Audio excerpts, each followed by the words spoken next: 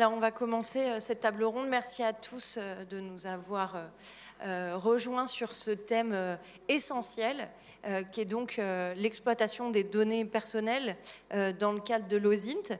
Donc, merci beaucoup à vous d'être présents pour intervenir sur ces aspects. Je vais peut-être commencer par donner la parole à Alban, te présenter et puis faire l'introduction de ce qu'est l'OSINT et de l'utilisation aujourd'hui qu'on fait de ces données personnelles. Oui, plus généralement, l'OSINT et puis surtout les données personnelles, comment elles sont utilisées pour éventuellement faire des actions d'influence ou d'ingérence. Bon, rapidement, sur l'OSINT, c'est tout ce qui va être renseignement d'origine source ouverte, donc tout ce qu'on va trouver dans l'ouvert. Alors, de façon originelle, ce n'était pas forcément sur le cyber, on pourrait y revenir juste après, ça pouvait être déjà dans les journaux, mais quand on parle là, l'OSINT, en tout cas sur le thème particulièrement cyber, puisqu'il y a de plus en plus de données forcément qui sont exposées sur le cyber, et notamment de plus en plus de données à caractère personnel qui vont pouvoir être exploitées, pour des actions de désinformation, d'influence. Et c'est un vrai contexte, un vrai fléau actuellement de voir toutes ces informations exposées pour ces faits-là. On pourra revenir sur des cas d'illustration juste après. Alors justement, aujourd'hui, on voit que la vulnérabilité est avant tout potentiellement humaine autour des données personnelles, autour des données que chacun d'entre nous laissons au gré de nos connexions, de nos publications, mais également de notre entourage. Est-ce que vous voulez bien intervenir, Bertrand, sur l'aspect dans le secteur public, initialement, de l'OSINT? Comment c'était perçu à l'époque où peut-être il y avait moins de réseaux sociaux, on utilisait en tout cas moins les réseaux sociaux comme aujourd'hui, on utilisait moins les communications numériques, on avait peut-être moins de données personnelles diffusées. Est-ce que vous voulez bien parler de cette exploitation de l'OSINT? Oui, bien sûr, Oriana. D'abord, je voudrais dire ma joie d'être ici, invité. À la différence de la plupart d'entre vous, je ne suis pas un professionnel de la question. En revanche, je viens témoigner, un peu comme autrefois on racontait les histoires de l'oncle Intel. Donc l'oncle Bertrand vient vous dire comment, autrefois, dans les services de renseignement, on traitait l'information ouverte. Donc aujourd'hui l'OSINT, parce que c'est important de prendre un peu de recul. Toute la journée, on a entendu parler de techniques, d'attaques, de ceci, de cyber, machin. Mais finalement, quand on prend du recul, on a un peu moins le tournis, mais on mesure l'ampleur des enjeux. Et sincèrement, ils sont encore absolument majeurs. Alors, il y a quelques années, quand j'étais aux affaires, et notamment au sein de la DGSE, force est de constater que ce service de renseignement attachait une priorité absolue à l'information protégée, fermée. Parce que c'est difficile de trouver du renseignement, il y a des sources qu'on doit recruter, ensuite on doit les protéger, on doit exploiter leur information, etc. Mais évidemment, ça aurait été aberrant de ne pas s'occuper de l'information disponible par ailleurs. Et donc, il y avait, comme il y a toujours encore dans certains services et établissements, des spécialistes de l'information ouverte. Alors, on ne les regardait pas comme ceux qui étaient dans le cœur de métier, les purs et durs, c'était un peu les intellectuels à qui on allait demander d'étudier à partir des revues existantes, à partir de la télévision, de la radio, tel ou tel sujet. Donc il y avait une notion d'abord de séparation absolue entre le renseignement fermé et le renseignement de source ouverte. Et deuxièmement, un problème de délai, parce que les premiers passaient commande, les analystes du renseignement ouvert cherchaient, trouvaient, rédigeaient une synthèse et la passaient, on va dire, aux gens de première ligne qui en faisaient l'usage qu'ils en pouvaient. Bon, vous savez bien sûr que cet ordre ancien a été bouleversé par ce dont on a parlé toute la journée, hein, c'est-à-dire par l'explosion Internet, hein, l'explosion du numérique, qui a eu deux effets évidents et majeurs. Le premier effet, c'est de donner une quantité d'informations disponibles sur à peu près tous les sujets. Et ça, c'est pour tout un chacun. Et le second effet, ça a été pour les services spécialisés, par le biais des moyens techniques de renseignement, d'accéder aux flux massifs Internet et d'avoir là à nouveau une quantité d'informations absolument considérable. Donc il a fallu se doter d'engins très puissants pour traiter ces flux d'informations. Et on voit bien que lorsque on arrive à croiser les informations obtenues par le domaine du renseignement fermé et des informations obtenues par source ouverte, eh bien, on y gagne beaucoup. Voilà. Mais il faut être honnête et il faut reconnaître que ça met du temps à s'installer. En effet, il y a deux phénomènes conjoints qui ont accéléré l'évolution. Alors, j'ai parlé du premier phénomène, hein, on va dire technique, avec Internet, qui a apporté la capacité de traitement considérable et permis, par exemple, même avec un flux massif d'Internet, d'arriver à identifier des données personnelles et des individus. Mais le deuxième bouleversement majeur, c'est qu'à peu près à la même époque, la France a été confrontée à une menace terroriste sur son sol ou sur tous les théâtres d'opérations extérieures, parce que depuis une quinzaine d'années, finalement, tous nos adversaires étaient animés par le terrorisme djihadiste. Et là, il a fallu que les services de renseignement fassent un peu leur mue.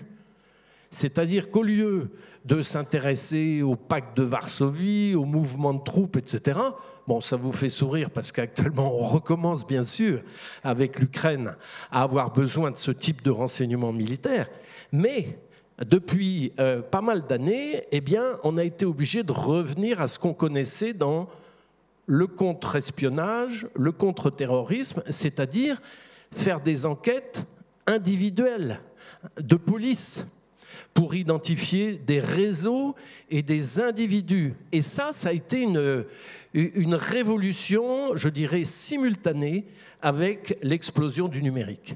Et c'est pour ça que dans le monde ancien que je représente, il y avait encore une scission importante, et dans le monde futur que vous représentez, eh bien, il faut essayer, et on le verra plus tard, de combiner ces moyens d'origine de sources ouvertes aux moyens que les services obtiennent de leurs sources fermées habituelles. Alors justement, vous m'offrez une transition parfaite puisque je peux me tourner vers vous chez Engie. Donc Cyril, est-ce que vous pouvez donner votre regard sur l'OSINT et justement l'exposition des données à caractère personnel et puis voilà, votre regard du secteur privé, on vient d'avoir le regard du secteur public sur cet aspect. Oui, bonjour. Tout d'abord, un grand merci aux derniers rescapés de la journée. C'est toujours sympathique, on se sent supporté, donc merci pour ça. Oui, Engie, peut-être en quelques chiffres, de façon à poser le débat. Engie, c'est une entreprise, comme vous le savez, dans le secteur énergétique, 180 000 personnes. Donc, dès l'instant où on parle de la protection des données personnelles, on est à l'heure actuelle entre 200 et 300 000 personnes, à la fois les employés mais aussi les candidats. C'est environ 30 millions de clients qui sont pour nous au moins aussi importants que nos personnels. Et puis après, ce sont des activités en B2B qui sont moins sensibles, puisque là, on se repose et on audite en général les prestataires pour s'assurer qu'ils nous font pas peser un risque qui serait jugé comme étant trop important. Voilà. Moi, je suis le directeur de la sûreté de l'intelligence économique. j'ai, pour reprendre des terminologies qui ont été employées ce matin, je fais partie de cette fameuse sécurité à 360 degrés, c'est-à-dire que le corps, le moteur de la machine, c'est chez nous les data privacy managers, avec une politique de data privacy signée par notre directrice générale. C'est 130 personnes réparties dans le monde, puisque NJ est présent en implantation permanente dans plus de 70 pays. Et puis, c'est une vingtaine de personnes qui sont déclarées aux autorités CNIL et autres qui s'assurent en fait du contrôle de l'efficacité des choses qu'on met en place. Donc c'est un comité qui se réunit au niveau du groupe plusieurs fois par an, qui fixe un certain nombre de grands axes stratégiques sous l'égide à la fois de l'informatique, sous l'égide évidemment de l'éthique et de la conformité qui porte le sujet, sous l'égide de la sûreté qui intervient, et je vais y revenir juste après, à la fois en amont et en aval, et qui ai-je oublié, et puis ce sont les acteurs majeurs. Donc pour ce qui est de la sûreté, on intervient au titre de notre responsabilité en matière de protection de l'information en amont. En fait, on essaye, et j'y reviendrai plus tard, de porter la bonne parole de façon à ce que les personnes, ou en tout cas les données personnelles, soient le moins exposées possible. On intervient en détection, puisqu'on a une cellule interne qui fait de la veille sur Internet en permanence, avec un certain nombre de mots-clés pour déterminer des choses qui pourraient porter atteinte à la réputation du groupe ou à l'intégrité, qu'elle soit physique, morale, de nos dirigeants. Et puis elle intervient en aval dès l'instant où tout ça n'a pas fonctionné, de façon à traiter les cas individuels et soit les porter devant la justice si c'est la solution qui est choisie, soit mettre en place des plans de remédiation dans l'entreprise. Est-ce que, Alban, sur les propos de Cyril, tu aurais des illustrations à nous donner sur l'exploitation de ces données dans le cadre d'actes malveillants notamment ? Oui, bien sûr. Alors, il y a plusieurs choses. Bien évidemment, toutes ces données à caractère personnel qui sont de plus en plus exposées. Alors, on parle souvent de leaks, les fameux leaks de données sur le dark ou autre, de plus en plus aussi sur d'autres canaux comme Telegram, et notamment en ce moment avec le conflit actuel. Mais je crois qu'on y reviendra si tu veux que j'illustre un petit peu aussi le conflit et comment on peut débunkériser les informations, ou comment ces données à caractère personnel peuvent être utilisées justement dans le cadre d'influence. Bien évidemment, ce qu'il faut avoir en tête, c'est que toutes les données qu'on expose, qui nous sont volées, dont on n'a pas forcément conscience qu'elles existent, toutes ces données, quand on les croise, ça vous permet de mieux vous connaître.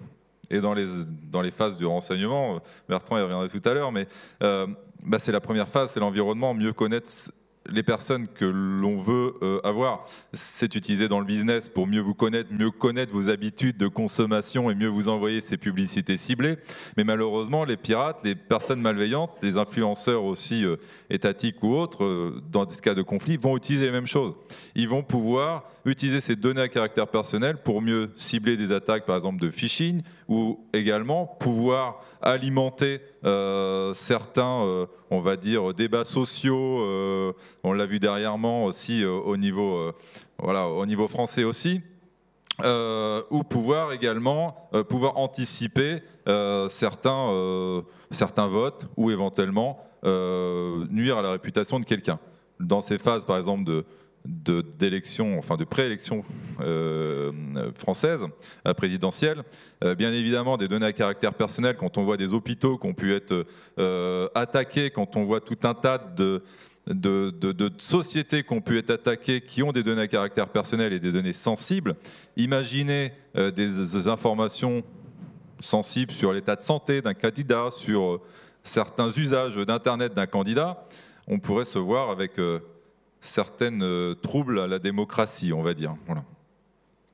Merci beaucoup. Alors, pour continuer sur ces aspects, peut-être une petite définition des données à caractère personnel, qui sont globalement toutes les données qui permettent d'identifier de manière directe ou indirecte une personne. Donc, dans les exemples que tu viens de donner, on va aussi étudier les informations qui permettent d'identifier un réseau familial, amical, des habitudes de consommation, des habitudes de vie, des centres d'intérêt. Et on va en fait analyser l'ensemble de ces données, y compris les données qu'on va retrouver donc dans ces fameuses suites d'informations qui pourraient être aussi un mot de passe, des connexions spécifiques, des logs, des identifiants. Alors, par rapport à ces éléments-là, est-ce que Cyril, vous pourriez nous donner des éléments concrets ou des éléments, en tout cas, est-ce que vous voulez bien témoigner sur des éléments de réponse, de gestion de ces vulnérabilités dans le secteur public, dans le secteur privé, pardon, avant que justement on passe au secteur public et qu'on voit ensemble quelles solutions on pourrait apporter? Oui, je vais essayer d'apporter quelques éléments. Donc, comme je le disais, Engie, nous sommes 180 000. Il est évident qu'on ne peut pas veiller sur l'ensemble des réseaux sociaux en ce qui concerne nos 180 000 personnes. Donc on a en fait deux approches qui sont combinées et je l'espère assez complémentaires. C'est une approche déjà par les risques. Donc on fait une veille qui est une veille quasi permanente sur tous nos dirigeants, avec évidemment en mots-clés leur nom, leur prénom et un certain nombre de dossiers auxquels on est rattaché. Et puis après, on fait une approche par les risques au niveau des dossiers jugés comme sensibles. Bon, il n'y a pas de secret à dévoiler pour dire qu'Engie était un des opérateurs impliqués sur le fameux projet Nord Stream 2. Donc, par exemple, mon équipe essayait d'anticiper des actions qui auraient pu être menées par nos grands alliés américains en ce qui concerne cette opération dans laquelle nous étions embarqués. Et puis après, une approche beaucoup plus globale, mais qui est une approche préventive envers l'ensemble de nos personnels et qui se base principalement sur des formations, sur de l'information permanente. Dans notre direction, par exemple, on envoie une veille menace qui concerne toutes les menaces qui pèsent sur un groupe comme le nôtre. Hein. Ça va des anarchistes qui sont contre l'éolien, qui sont contre le solaire, qui sont contre le capitalisme. Mais ça va aussi, évidemment, sur des menaces plus ciblées ou plus génériques comme le terrorisme. Et on démarre toujours notre veille. Il y a un petit paragraphe qui s'appelle « On parle de vous ». Alors, on n'a rien inventé, en fait. Hein. Ça fait des années qu'au travers des entreprises, j'utilise les services de l'État, et notamment la DGSI ou la DRSD. Et l'approche qu'ils ont est celle qui me paraît être la bonne, c'est-à-dire qu'ils ne vont pas approcher les gens du point de vue des contraintes ou de leur environnement professionnel, mais personnel. Quand vous arrivez à toucher quelqu'un sur ce qui le concerne vraiment, lui, sa famille, évidemment, en première intention, derrière, il est toujours beaucoup plus réceptif quand il s'agit de rajouter des contraintes sur l'environnement professionnel. Donc voilà, donc beaucoup de formations. On organise très régulièrement des formations en France et à l'international pour l'ensemble des personnels. Et encore une fois, une veille là beaucoup plus pointue qui concerne nos dirigeants et nos grands dossiers. Alors, on voit bien au travers de vos propos à tous qu'il y a un changement de paradigme par rapport à ce qui se faisait initialement, par rapport au développement des internets et puis de l'utilisation et de l'exposition de tout un chacun sur Internet et donc des données qu'on peut exploiter. Est-ce que dans le secteur public, vous pourriez dire qu'il y a eu un changement majeur qui permet de prendre en compte aujourd'hui ces nouvelles données, en tout cas ce nouveau moyen de les traiter et la gestion de cette exposition? Alors, si vous le permettez, je serai un petit peu moins optimiste que vous l'êtes. Je dirais oui, il y a une prise de conscience indiscutable, et on va revenir dessus. Il y a eu une adaptation des services de l'État, la création d'un certain nombre d'organismes, mais on n'est pas encore au bout du chemin. Et à la fin de l'entretien, on verra ce qui reste à faire. Et donc vous pouvez nous parler de cette prise de conscience ? Oui, je le peux. Alors, jusqu'à présent, l'État, évidemment, avait pris conscience de la menace cyber dans son ensemble, et l'effort a été d'abord fait sur les réseaux nationaux, les infrastructures vitales et sur tout ce qui nous semblait être le plus vulnérable à des attaques cyber venant notamment de l'extérieur. Là, je parle bien sûr, on reste dans le domaine public. La nouveauté, c'est que l'intérêt qu'on portait jusqu'à présent aux données personnelles, et j'ai indiqué que c'était le cas dans la lutte contre le terrorisme, dans le contre-espionnage ou dans l'espionnage en général, eh bien, on s'est rendu compte que ces données personnelles étaient aussi indispensables à maîtriser, cette fois pour protéger nos propres responsables, qu'ils soient politiques, diplomatiques, économiques, militaires, etc. Donc, et on a entendu un certain nombre d'interventions aujourd'hui, il y a des organismes dont c'est la mission à la fois d'informer ces responsables, de les protéger pour essayer de les rendre moins vulnérables. Là encore, tout le monde reconnaît que on a commencé le travail, mais les témoignages qu'on a pu entendre aujourd'hui montrent qu'il y a encore énormément à faire. Nous, Français, nous sommes globalement, individuellement, encore extrêmement vulnérables à toutes ces attaques.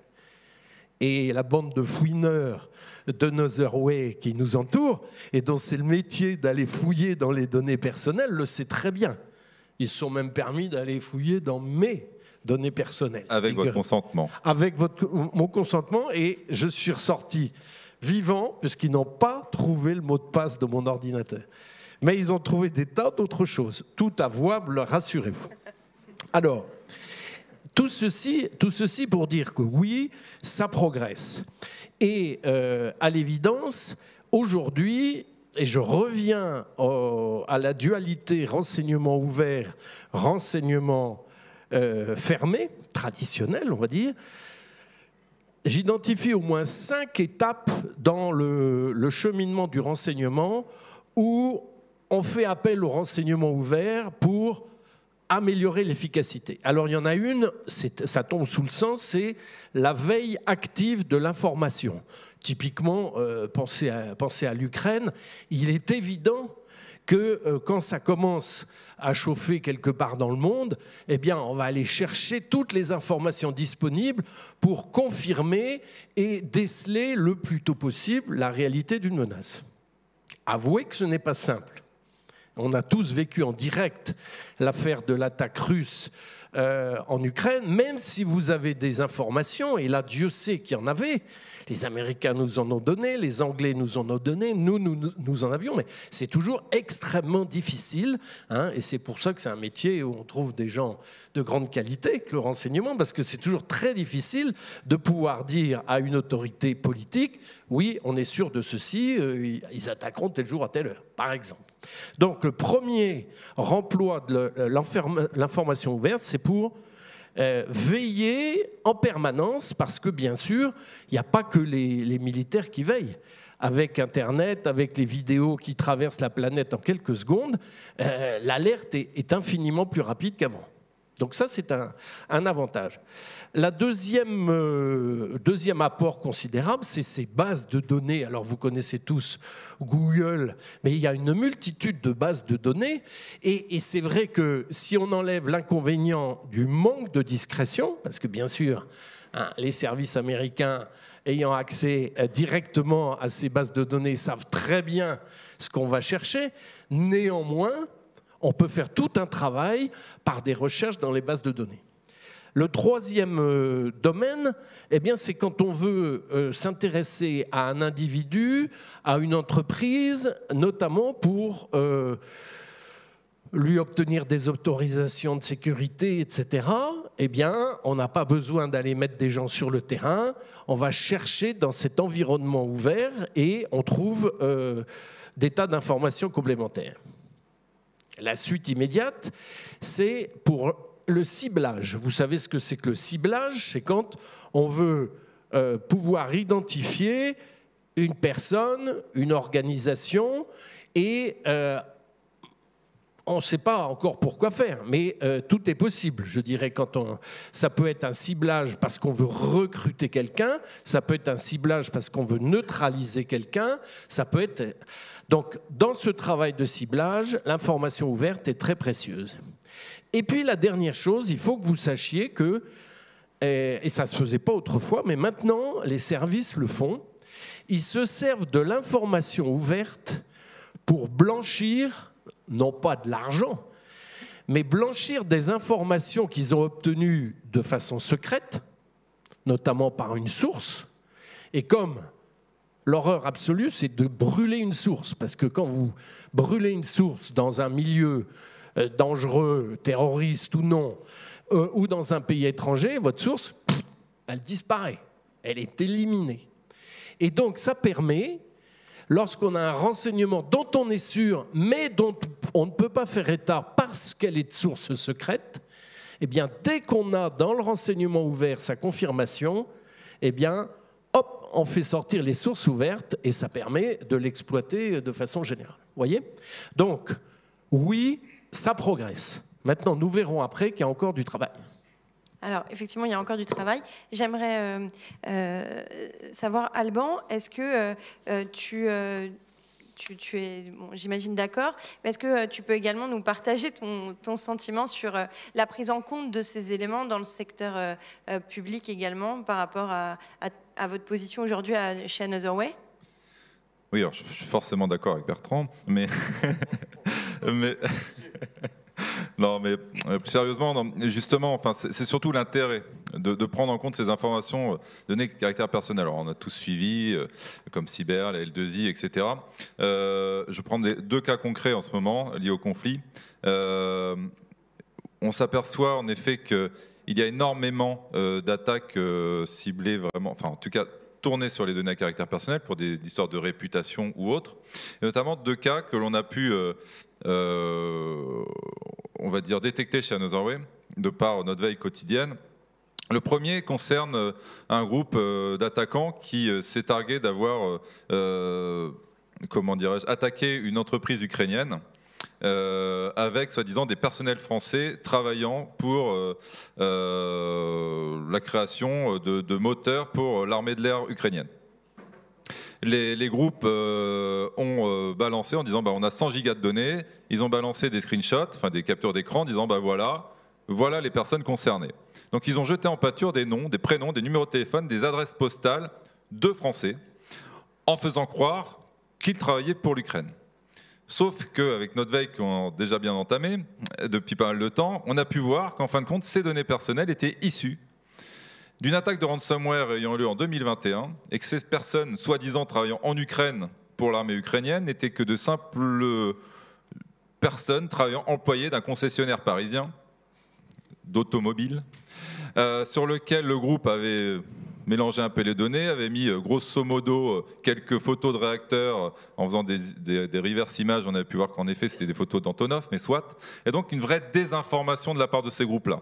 Donc ça crée d'ailleurs une grosse confusion actuellement, parce qu'on croit qu'il y a énormément d'attaques qui réussissent. Alors il y a certaines qui réussissent certes, mais il y a beaucoup d'esbroufs et on voit que ces données à caractère personnel sont importantes parce que ça jette en pâture des réputations sur certaines personnes.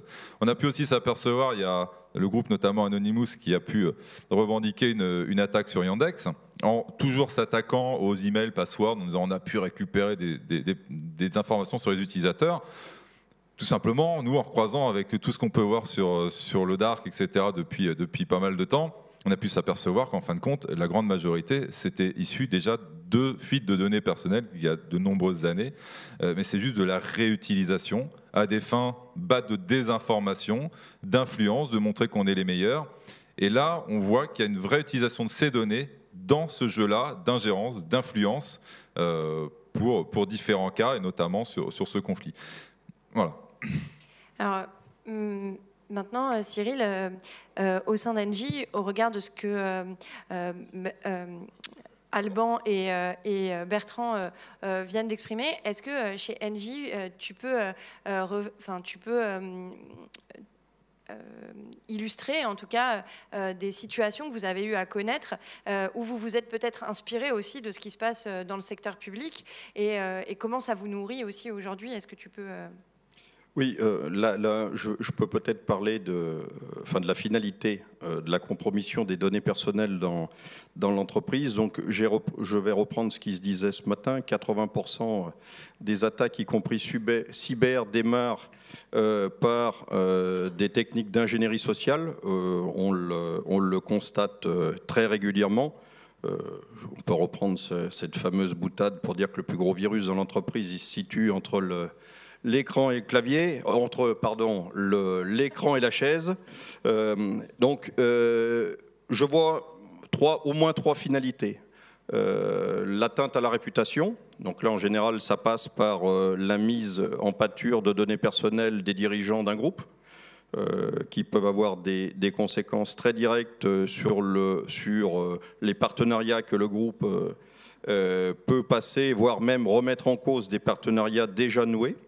Il y a évidemment des attaques concurrentielles, ça il ne faut pas l'obérer, car c'est, je dirais, une très grosse partie de la finalité des attaques ou de la compromission des données personnelles. Et puis il y a toutes les escroqueries classiques que l'on connaît bien et qui continuent de fonctionner malgré tout ce que l'on peut faire pour informer les gens. Donc il y a cette fameuse escroquerie au faux président, qui dure depuis une quinzaine d'années en France et qui continue de toucher y compris des grands groupes qui ont pourtant tout un tas de process, pour parler français, qui devraient normalement fonctionner. Donc l'appel le vendredi soir du PDG de l'entreprise à la personne de la comptabilité qui va bien, pour lui dire qu'il faut faire un virement immédiat dans le cadre d'une acquisition ou d'une cession, et que c'est la bonne personne qu'il faut contacter parce qu'elle est au bon niveau et que, évidemment, il n'y a qu'en elle que l'on a confiance. Donc ça continue de fonctionner. Je ne donnerai pas ni d'exemple précis, ils sont dans la presse, mais encore une fois, c'est quelque chose sur lequel on est obligé de revenir très régulièrement. Et nous, Sûreté, on fait ce genre de communication pour rappeler les mesures d'hygiène. Et dans ce domaine-là, il y a quelque chose qui continue de fonctionner très bien, et ça nous a été magistralement démontré juste avant dans une petite salle. C'est les usurpations d'identité, qui servent évidemment à tout un tas de choses. Alors nous, chez Engie, on les vit en interne parce que, évidemment, plusieurs de nos personnels se sont fait voler leurs identités et ont été commis un certain nombre de... Alors si c'est que des achats, on arrive à le traiter. Il y a des choses plus graves qui sont commises au titre de l'identité de nos personnels, mais on le vit aussi parce qu'il y a un certain nombre de comptes qui sont créés sur la base de fausses identités. Bien souvent, on s'en rend compte quand on reçoit les réquisitions police, douane, gendarmerie ou autres services de l'État, puisque malgré tous les filtres ou toutes les formations qu'on peut faire sur la détection des faux papiers et autres, les choses sont de plus en plus sophistiquées, sont de plus en plus fines, et ça continue de nous impacter gravement. Voilà. Oui, en fait, il y a quand même une professionnalisation de l'attaquant et de l'attaque, et vous êtes la cible, finalement, in fine, par la création, par exemple, de faux comptes. Finalement, vous êtes victime également de ce comportement et de cette professionnalisation des attaquants. Est-ce que, avant qu'on arrive à la synthèse, vous pourriez nous donner votre regard justement sur cette montée en puissance des attaques, tant par leur volume que par la qualité des attaques, parce qu'aujourd'hui, on a quand même ce sentiment qu'il y en a de plus en plus. Elles sont peut-être de plus en plus fines aussi, puisqu'il y a de plus en plus d'informations, donc elles deviennent de plus en plus complexes aussi à détecter. Plus j'ai d'informations, je peux récupérer une carte d'identité qui a fuité par la défaillance, par exemple, d'un service RH ou ce genre de choses, donc je vais pouvoir collecter ces informations. Est-ce que Alban ou Bertrand, vous avez envie de répondre sur cet aspect de la professionnalisation et de la finesse, en fait, finalement, aujourd'hui de ces attaques? Je peux donner un élément de réponse. Alors oui, de toute façon, on voit bien une professionnalisation avec des groupes cybermafia où on entend des ransomware, etc. On le voit, il y a eu la fameuse fuite Conti sur leurs activités où on voit qu'il y a une très grande professionnalisation, ce qu'on dirait des vrais employés d'une entreprise banale, en fin de compte, qui vont se plaindre un petit peu de leur salaire, etc. Donc il y a une vraie professionnalisation où chaque groupe va être spécialisé dans un certain domaine, dans la captation, dans le développement, dans leur revente, etc. d'informations. Donc oui, il y a une vraie professionnalisation désormais. La partie visible, ce sont les ransomware. Comme le rappelait l'ANSSI d'ailleurs dans son rapport de 2021, la partie invisible, mais qui reste, bien sûr, c'est le cyberespionnage, il ne faut pas l'oublier. Et puis, encore une fois aussi, c'est tout ce qui va être désinformation. Parce que quand on a des données à caractère personnel, quand je vous connais mieux, je peux inventer aussi d'autres choses, ou je peux aussi ne pas les inventer, mais pour vous déstabiliser. Encore une fois, ça permet énormément de choses. On l'a bien vu, enfin, c'était le vrai paradigme aussi, le vrai changement de paradigme. Tout de suite, au niveau business, au niveau les GAFAM, par exemple, ont bien compris, il y a plus de 15 ans, ils ont bien compris que c'était un nouvel or noir, ces données. Ils ont bien compris qu'en récoltant les données de leurs utilisateurs, ils pouvaient comprendre la façon dont ils réfléchissaient, dont ils pouvaient acheter des choses, dont ils pouvaient réagir, donc ils peuvent anticiper votre comportement. Donc forcément, des pays adverses, des forces adverses peuvent l'utiliser aussi pour anticiper des comportements de population, pour savoir comment la population va réagir. Toutes ces données sont une vraie mine d'or. Et nous, en France, enfin là, on pourra en reparler justement peut-être dans la synthèse, mais en France, on se dit, bah oui, on fait la RGPD pour éviter que nos données se retrouvent à droite à gauche. Bon, très bien. Mais le fait est, c'est quand même que les données, elles sont quasiment toutes hébergées de l'autre côté de l'Atlantique, et celles qu'on n'héberge pas, de l'autre côté, ils essaient de nous les voler. Donc à un moment donné, il faudrait peut-être essayer de se dire, bon, même si on n'arrive pas à les garder chez nous, autant développer cette capacité justement d'OSINT pour voir où est-ce qu'elles sont nos données ou les autres, pour aussi nous permettre de savoir quelles sont les données qui circulent, pour pouvoir anticiper des comportements, pouvoir peut-être mieux anticiper des conflits, peut-être mieux anticiper des problèmes de déstabilisation étatique parce qu'on va pouvoir détecter sur des réseaux sociaux ou certains types de données, certains comportements qui vont amener à certains groupes à se former pour déstabiliser le pouvoir en place. Et si on ne mène pas cette activité, si on essaie toujours d'essayer de protéger nos données pour pas qu'elles aillent ailleurs, on se trompe. Il faut aussi voir où sont nos données. Il faut récupérer non, mais en tout cas avoir conscience d'où elles sont et se doter d'outils qui soient étatiques comme privés pour se donner les moyens de le faire. Et aussi, on verra, mais réglementairement, se donner les moyens de le faire. Alors justement, merci pour la transition. Aujourd'hui, donc on le voit, vous avez finalement les mêmes problèmes dans le secteur public comme dans le secteur privé. Vous êtes confrontés à des enjeux qui sont finalement identiques et des moyens et des outils, des vulnérabilités qui sont quand même très similaires. Donc ma question est de savoir qu'est-ce qu'on fait pour que cette maîtrise de l'OSINT soit plus efficace, qu'on soit dans le secteur privé ou dans le secteur public, et peut-être qu'on se regroupe pour être plus fort. Voilà. Alors, vous faites bien de rappeler ce défi qui est devant nous, un défi majeur pour notre pays, et honnêtement, il n'est pas simple. Alors, je corrige un tout petit peu votre propos quand vous dites « oui, mais l'État et les entreprises, vous avez les mêmes problèmes. Peut-être les mêmes moyens, non. Il y a une différence absolument majeure entre les services de renseignement, la défense, les armées, etc., qui ont des équipes, des moyens, etc., des systèmes d'information adaptés pour protéger leur information et pour la traiter, et puis cette multitude d'entreprises qui s'est créée, qui vit au rythme de la révolution numérique, qui est pleine d'imagination. C'est une richesse absolument phénoménale pour notre pays. Mais comment arriver à capter, juguler cette énergie, la diriger dans la bonne direction? Donc oui, d'abord, on a besoin en France d'une certaine stratégie générale pour que tout le monde, aussi bien les acteurs du privé, les grandes sociétés, que tous les acteurs de l'État, sachent où on va. Et c'est bien pour ça qu'il y a beaucoup de gens qui travaillent actuellement sur l'OSINT, parce que c'est en fait beaucoup plus compliqué qu'on le croit.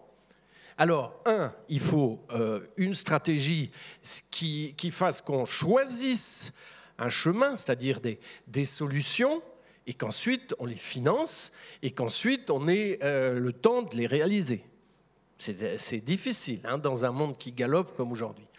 Et puis, il y a des difficultés concrètes à résoudre. La première, dans les services étatiques, dans les armées, c'est que nos analystes, ils sont à un poste de travail et ils gèrent les informations classifiées qui arrivent des sources, des théâtres d'opération, etc. Et aujourd'hui, ils ne peuvent pas se retourner et aller chercher du renseignement ouvert sur Google, sur ceci, sur cela, ou sur tout. Donc il y a un premier besoin, il est technique, mais pas seulement, d'être capable de fusionner au niveau des analystes, parce qu'on ne peut pas se payer des centaines d'analystes pour le cœur du métier, et puis des dizaines ou voire des centaines d'analystes pour le renseignement ouvert. On n'a pas les moyens, et ça ne servira à rien. Donc, il faut réaliser cette fusion-là. C'est aussi un vrai sujet. Après, chacun des services, chacune des armées, que ce soit les services intérieurs, extérieurs, économiques, financiers, chacun a ses spécificités et ses propres bases de données. Et donc on arrive à un autre sujet qui est un sujet de souveraineté. Pour qu'on puisse fonctionner correctement, il faudrait qu'on ait en France des bases de données suffisamment capées pour pouvoir, et qui soient alimentées en permanence par des capteurs, des sources. C'est impossible. On ne rattrapera jamais le retard qu'on a pris vis-à-vis des GAFA, vis-à-vis des grandes bases de données. Mais quand même, vous avez entendu aujourd'hui, ça a été évoqué. On peut essayer au niveau français, peut-être au niveau européen. Il y a beaucoup de gens qui regardent l'Europe aujourd'hui en disant le salut vient de là. Peut-être. En tout cas, ce n'est pas pour demain. Mais on a vraiment besoin de bases de données fiables. Je parle toujours du renseignement ouvert, là, hein, et qui puissent être utilisées en direct jusqu'au plus bas niveau par les analystes. Voilà. Donc moi, j'ai identifié ce qui me semble les principaux défis à relever pour que la France soit vraiment à niveau en matière d'emploi de l'OSINT, au niveau de l'État, bien sûr. Très bien. Merci. Cyril. Oui, Oriana, moi, je voulais juste revenir sur ce dont on parlait juste avant en termes de professionnalisation. C'est vrai que les attaquants se professionnalisent. Je pense aussi qu'il faut rajouter deux choses. La première, c'est l'accès à l'information. Moi qui ai eu la chance, l'honneur de servir sous la haute autorité de notre ami Bertrand, pendant quelques années, quand on faisait un dossier qu'on appelait un dossier d'environnement sur une personne, c'était environ 1 an de travail. Hein. On cumulait du travail technique, du travail opérationnel et puis un certain nombre d'analyses dans les bases de données. Aujourd'hui, ce travail, le résultat de ce travail qui prenait 1 an à une équipe, c'est 15 minutes sur Google. Donc évidemment, l'accès et la disponibilité de cette information fait que ça induit un certain nombre de risques. La deuxième chose qui rend les choses encore plus compliquées qu'avant, c'est que maintenant, le temps n'existe plus. C'est-à-dire que quand il arrive un événement, il faut une réponse immédiate, il faut avoir analysé ce qu'il se passe, donc ça veut dire qu'il faut le comprendre, il faut en avoir analysé les causes et il faut prévoir les conséquences. Donc ça, c'est un vrai défi, évidemment, qui se corrèle avec la vitesse des réseaux sociaux. Je prends un exemple simple. Dans l'entreprise, pas une entreprise n'utilise pas les réseaux sociaux pour communiquer. Donc vous avez des dirigeants qui ont un profil LinkedIn qui, vous en doutez, ce n'est pas eux qui sont derrière, mais néanmoins communiquent toute la journée au titre de l'entreprise et du coup s'agrègent sur ces pages tous les gens qui sont dans l'entreprise ou d'ailleurs qui n'y sont pas, les prestataires qui vont chacun de leurs commentaires, qui amènent un certain nombre de commentaires, qui amènent un certain nombre d'informations. Et évidemment, tout ça génère des risques. Alors, comment est-ce qu'on fait? J'en ai parlé un peu tout à l'heure. Beaucoup de formations, et l'État est très présent sur ce domaine-là, hein, notamment la DGSI pour ce qui est de leur cellule protection du patrimoine. Vous avez la DRSD, dès l'instant où vous avez des établissements ou des sites ou des secteurs d'activité qui tombent sous le coup de la loi de programmation militaire. vous avez une organisation interne qui permet avec une politique de protection des données personnelles qui permet de régler les choses et de rappeler les droits et les devoirs des personnels dans l'entreprise. Et puis après, vous avez le recours juridique, mais ça, je crois que tu pourras en parler mieux que moi. Qui est-ce qu'il est à l'heure actuelle, qui pose un certain nombre de problèmes aux entreprises, puisque bien souvent, le risque médiatique, dès l'instant où on parle de fuite de données personnelles, est bien plus important que le potentiel gain à obtenir quant à aller sur des procédures, qu'elles soient d'ailleurs civiles ou pénales. Donc tout ça doit évoluer. Nous, le droit positif ou l'évolution du droit positif, même s'il y a déjà eu quelques avancées, et encore une fois, même si l'entreprise poursuit, que ce soit d'ailleurs ses personnels ou des personnes en externe, dans un certain nombre de cas. Pour ce qui est des personnels en interne, c'est très souvent on poursuit pour tout ce qui est vol d'informations. Le fait de se transférer quelque chose sur sa boîte personnelle et qui appartient à l'entreprise est considéré comme un vol au sens de la loi. Et puis après, en ce qui concerne les bonnes ou mauvaises pratiques de nos concurrents, tout ce qui est débauchage sauvage ou opération d'influence malsaine. Donc mais néanmoins, encore une fois, ce droit positif, l'environnement, la loi, qui nous permettrait de protéger tout ce qui est compromission de nos données personnelles, devrait évoluer de sorte à ce qu'on soit plus à l'aise à partir du moment où l'entreprise va sur le judiciaire.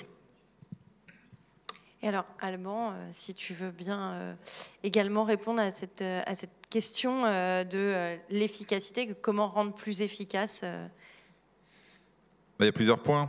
Le premier point, quand on parle des données à caractère personnel et de les exploiter même avec des cas de protection, on se heurte à la réglementation ou la loi. Et du coup, c'est dommage de se voir contraint par une certaine réglementation dans le cadre d'exercice de défense ou de protection. Ne pas pouvoir savoir qu'est-ce qu'on sait de moi parce que tout simplement ça a été un traitement à caractère, de données à caractère personnel, c'est quand même dommage que je voulais me protéger juste parce que je voulais savoir ce qu'on connaît en fait et l'offrir. Donc ça déjà ça note une contrainte réglementaire, certaines aussi lois qui sont lois de la transparence qui vont nous balancer en pâture pas mal d'informations à notre sujet, et il y a beau avoir RGPD, on n'a même pas le droit de faire en sorte que, voilà, enfin, on connaît dans les bulletins officiels, on connaît dans tout ce qui est site administratif. Donc il doit y avoir une vraie cohérence pour permettre à cette activité d'OSINT, notamment dans le traitement des données à caractère personnel, parce que c'est là où c'est un peu plus compliqué, de pouvoir réellement vivre et exister déjà. Parce que si on ne fait pas vivre cet OSINT réellement, de façon coordonnée, on ne pourra pas se protéger de ces vraies menaces actuellement en cours. On parle encore d'ingérence, d'influence, comme on le disait, mais d'usurpation, enfin toutes ces menaces.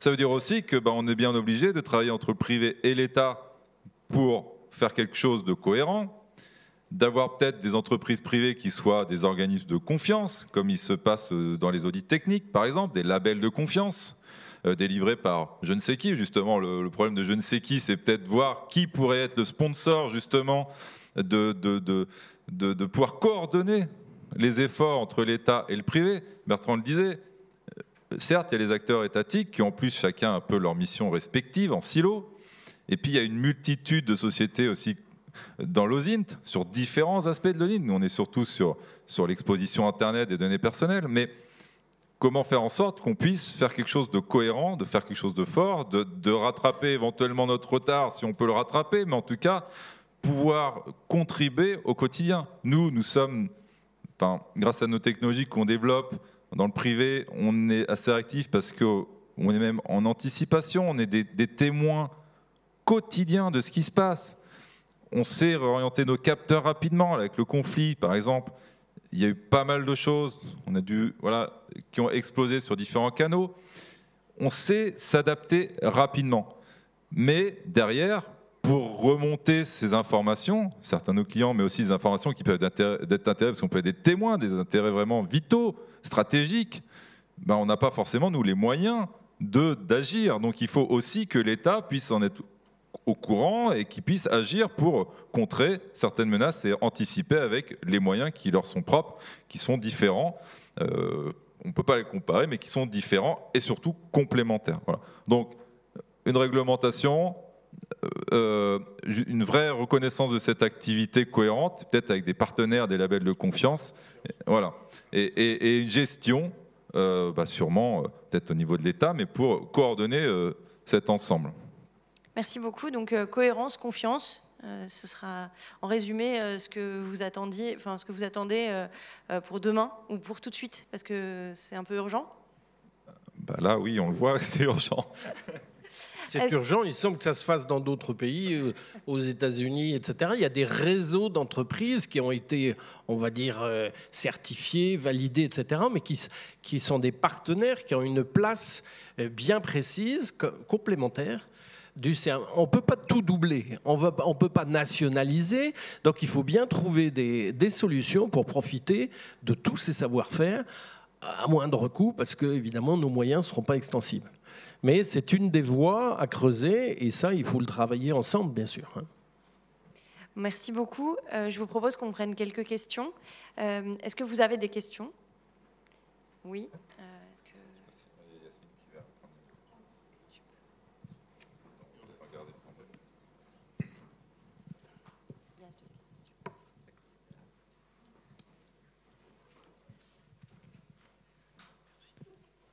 Oui, bonjour, je suis Benoît Fuseau et moi je suis RSSI dans une banque et je suis aussi vice-président d'une association qui s'appelle Occlusif, qui regroupe des experts en cybersécurité. J'avais une question et les débats sont très enrichissants et moi je m'interroge, là peut-être à titre personnel, ça n'engage que moi, mais vous l'avez tous souligné, c'est qu'on est en la course et que pour moi, on a déjà perdu la bataille et de la souveraineté. Et quand j'entends tous ces débats, moi, ça me dépasse personnellement. Je pense qu'on se trompe de sujet et on dépense de l'argent et d'énergie. Moi, je me dis, on a des champions de la mathématique. Je me dis, pourquoi on n'axe pas plutôt sur des outils de chiffrement en s'appuyant sur justement ces GAFAM et se dire, voilà, on investit tout pour chiffrer et trouver des moyens pour qu'on soit vraiment la clé de chiffrement pour justement déposer ces données et enfin trouver un moyen de les exploiter et de collecter, mais en gardant la main dessus, mais en utilisant des infrastructures. Parce que là, vous avez parlé du GAFAM, mais il y a toute la Chine qui arrive et qui, à mon avis, est pire que ce qu'on connaît aux États-Unis. Hier, il y avait une conférence sur la Chine au Cercle. Ça fait froid dans le dos. Et l'Ukraine, pour moi, eux, au moins c'est clair. Enfin, ils vont tout casser, machin bidule. Les Chinois, ils arrivent petit à petit et ils rentrent et ils prennent tous les moyens de communication. Et quand on voit le trafic d'influence qu'ils ont, je pense qu'on n'a plus le temps d'attendre, quoi. Et là, l'Europe, le temps qu'on se mette tout autour de la table et attendre. Donc moi, je voulais avoir votre sentiment par rapport à cette idée de... Voilà. Alors oui, on est d'accord pour la Chine, j'étais les GAFAM par facilité, mais c'est pas mieux pour la Chine. Pour répondre à votre question sur le chiffrement, etc., ce que j'évoquais tout à l'heure, oui, bien évidemment, il faut toujours essayer de protéger au mieux nos données, mais ça veut dire que tout le monde doit utiliser cette solution de chiffrement. Quand vous allez vous inscrire dans un laboratoire de santé, s'il ne l'utilise pas, quand vous allez faire une photocopie de votre carte d'identité, que la mairie ne l'utilise pas, ce chiffrement, vous allez voir vos données personnelles aussi jetées en pâture après une attaque. Et pour moi, la clé de voûte, c'est pas essayer toujours de se battre pour faire en sorte que ma donnée personnelle ne soit pas connue, parce que j'ai l'impression que c'est un combat perdu. Merci. C'est surtout se dire, prendre peut-être le postulat que quasiment toutes mes données vont être connues, j'ai plus de secret, mais c'est quelles sont justement mes données qui sont connues et comment ces données qui sont connues, quelqu'un pourrait les croiser pour faire tel ou tel scénario contre moi. Et au moins j'en suis conscient, et au moins je peux mettre en place des mesures de protection, soit changer certaines données, si j'en ai la main, soit éventuellement au moins être vigilant et mettre des moyens de protection. Et au moins c'est avoir conscience des données que l'on voit sur moi pour adapter mes stratégies de défense. Si on est conscient que pour une déstabilisation d'État ou autre, on voit telle ou telle donnée et que c'est fait sciemment dans tel scénario, on peut mettre des stratégies de défense en amont. Voilà. Et je pense que le combat d'essayer toujours de mettre dans un coffre-fort ces données, et de les héberger souverainement en France, sur un cloud français, etc., c'est perdu. Là, au moins, elles sont partout. Où est-ce qu'elles sont? Au moins, sachons les cartographier et les exploiter, nous aussi, à nos propres fins, pour aussi faire des actions aussi dans notre propre sens. Mais je pense que pour moi, c'est deux choses différentes. Bien sûr qu'il faut savoir où sont ces données, mais quand je dis chiffrement, c'est la collecte justement massive. Parce que ce qui nous pose problème, c'est justement la recherche ensuite de ces informations. Si elles sont dispersées, ok, on va le savoir. Mais à un moment, il va bien falloir que l'on ait des moyens pour stocker aussi. Parce que ce que j'ai appris hier soir, par exemple, c'est qu'il y a des sociétés chinoises qui font des millions de collectes de données. Donc ils ne font pas comme les États-Unis ou comme les hackers. En fait, ils collectent la donnée et ils ne font pas de leak. Par contre, ils ont des sociétés comme GTCom qui collectent des milliards et des milliards de données et on ne sait pas ce qu'ils vont en faire. Et c'est dans ce sens-là que je dis, et c'est pour ça que c'est complémentaire, selon moi, cette vision, c'est que oui, il faut connaître, mais en même temps, on a besoin d'avoir des espaces de stockage avec de la puissance machine. Et c'est pour ça que je parle du chiffrement, parce que même si un jour on le saura, et peut-être que ça se découvrira, mais je pense qu'on a une force collective, et je pense que, faut pas baisser les bras, mais se dire on va faire de la souveraineté, réinvestir dans les machines, on a déjà essayé, on a dépensé je sais pas combien de milliards pour arriver à quoi? À rien. C'est tout, voilà. Moi, c'est ma vision. Oui, peut-être un petit propos pour réagir là-dessus. Alors, bien que je travaille avec des informaticiens et surtout la sécurité informatique au quotidien, donc ce que je vais dire est un peu provocateur, mais n'est pas du tout une pierre dans le jardin de la sécurité informatique. Depuis maintenant quasiment 10 ans, on double le budget de la sécurité informatique. Pour autant, quand je discute avec mes collègues, ils m'expliquent que tous les ans, le nombre d'attaques double. Et le nombre d'attaques qui réussit double aussi. Alors, est-ce que c'est la solution? Je ne sais pas, parce que je ne sais pas jusqu'à quand on va pouvoir doubler les budgets de la sécurité informatique. Et après, pour répondre à votre question en particulier, ou à votre commentaire, je ne suis pas certain que vous soyez sur la bonne piste. Et je m'explique. Dans une entreprise, on n'a pas des moyens illimités non plus. Dans l'État, effectivement, pour l'État, c'est le cas, mais dans l'entreprise, c'est la même chose. Nous, une entreprise comme Engie, on a deux adversaires, je ne veux pas dire ennemis, parce que je pourrais peut-être m'en faire réellement dans la salle ou ailleurs d'ailleurs, mais puisqu'on est filmé, ce sont les Américains, les Chinois. Je ne sais pas si vous avez déjà expérimenté la garde à vue dans l'un de ces deux pays. Frédéric Pierucci nous en a parlé ce matin. Vous pouvez chiffrer tout ce que vous voulez. Quand vous passez à la douane aux États-Unis, on vous prend votre téléphone et à partir du moment où vous allez expliquer que vous n'allez pas donner le mot de passe, votre garde à vue va commencer et elle est beaucoup plus longue que chez nous et dans des conditions beaucoup moins sympathiques. Donc en fait, tout ça, pour moi, ça ne répond pas à l'enjeu de l'entreprise. Et tant qu'on sera sur cette course à l'échalote de l'investissement pour de la sécurité, on n'arrivera à rien parce que de toute façon, en face, on a des réseaux criminels mondiaux qui ont de toute façon un train d'avance sur nous. Voilà. Il y avait une deuxième question. 3 du coup. Je l'ai, donc je le garde. Ouais.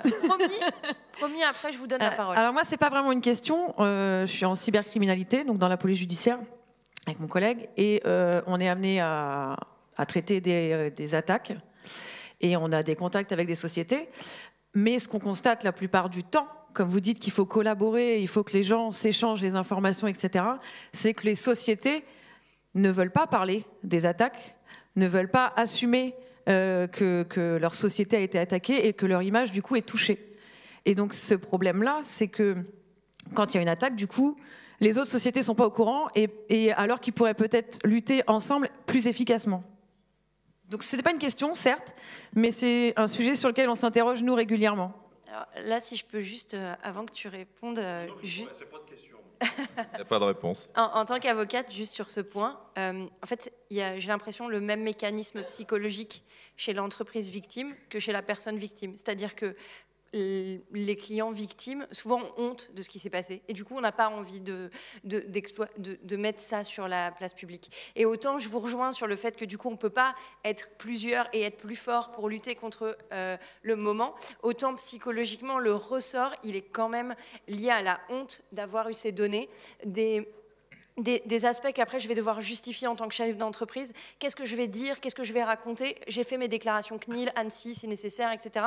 Et ensuite, on va encore me redemander de parler de ça. Et en fait, psychologiquement, vraiment, il y a un travail. Alors là, je ne sais pas, n'étant pas chef d'entreprise, en tout cas comme ça, je ne sais pas comment, même moi, je réagirais dans ce cas-là. Mais en tout cas, il y a vraiment cet aspect psychologique qui est très fort. Et je pense que c'est en cybercriminalité comme dans les autres situations d'attaque, de violence.